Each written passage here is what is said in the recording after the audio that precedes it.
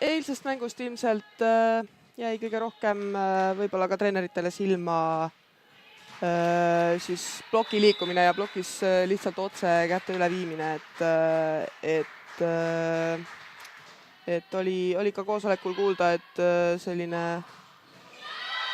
plokis käte lehvitamine oli asi, mis treeneritel silma riivas ja sealt nagu neid palle päris palju ära lendas, et seekord Andrei rõhutaski, et lihtsalt plokis käed üle ja siis ei tohiks need pallid selles mõttes, kui lendab mööda, siis on kaitse seal all ja muul juhul, kui käed seal vahel on, siis peaks see pall siis loogika järgi ka vastaste poole tagasi minema.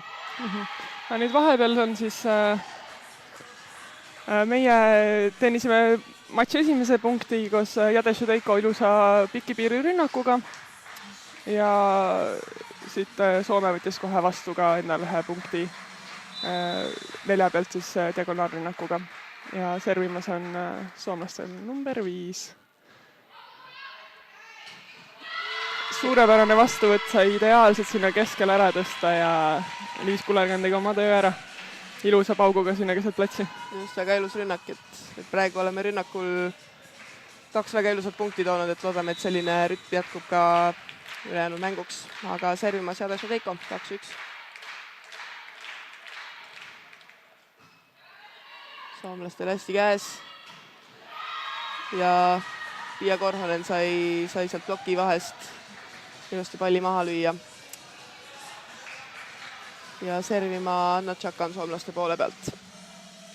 Seis viigiline 2-2.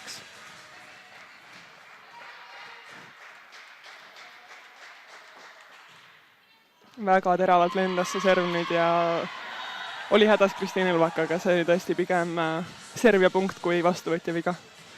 Ja et väga sinna piiri peale see serv läks. Seisul 3-2. Tšakan jätkab servimist. Järjekordselt väga teravalt üle võrgu ja on tükk tegemist, et seda palli seal mängus hoida. Vastastele lihtne pall ja nüüd Kaisa Pahmatsõe oli tegelikult väga õiges kohas, aga lihtsalt jõuga lõi praegu. Jah, oma käte vahelt läks. Hästi huvitav tehnika, ütleme, kui ta lähebki sinna plokki lööma, siis ta ise maandub kükki ja siis ta võtab sellega ära need võimalused, et ta ise sealt plokist vastu nägu saab, et tihtipeale see pall üle tema sinna küljeauti lendab tegelikult. Just. Ja Anu sai ise kohe ka servima minna ja alustas ässaga. Väga hea. Samamoodi jätkata. Seis 9-6. Nüüd natuke rohkem sai tuule alla ja Soomestel ilusti vastuvõtt käes ja jälle tuleb see sama pikipiiri rünnak. Nüüd selle asetuse poole pealt meil on lühike sidemäng ja seal Kaisa Pahmatsev on piiriblokis. Ja et sealt nagu võiks keeldada, et tuleb rohkem seda piirirünnakut, kas täitsi terav piir nagu pikipiiri või siis sinna 1-6 vahele, et 6 mänge peaks siis vastavalt positsioneerima ennast.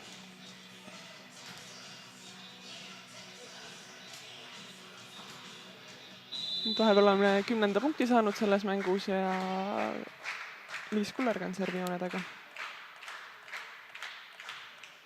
Ilusti teravalt jälle serv lendas. Ja lõkkeplats.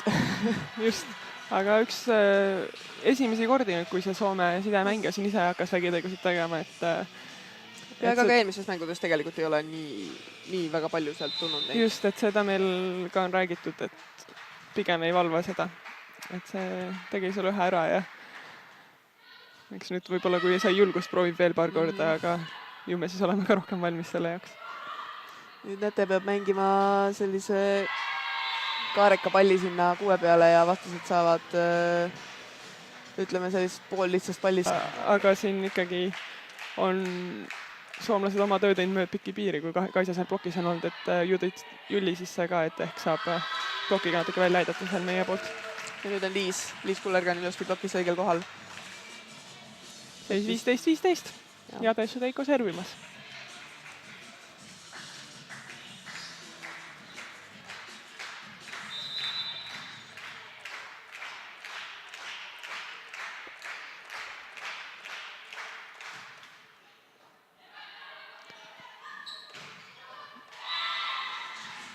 tõste Korhonenile 2 peale ja läbi ploki sealt või üle ploki vist ei saa päris öelda, ütleme läbi ploki. Jah, pigem ikkagi läbi, et nagu ikka soomlastel väga kiire mäng ja tempo täitsa tegelikult jõudis kõrvale sinna, aga kas siis ei läinud käed piisavalt kiiresti üle, nagu siin peatreener on rõhutanud tänase mängu võtmeks või oli lihtsalt ajastus natukene mööda.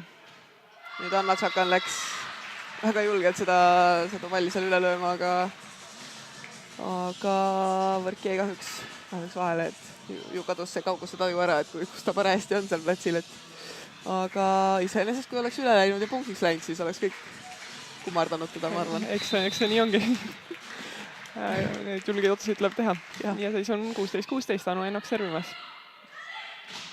Ja Julia Mõnnakmäe. Siin ta on. Julia Mõnnakmäe. Selleks see vahetus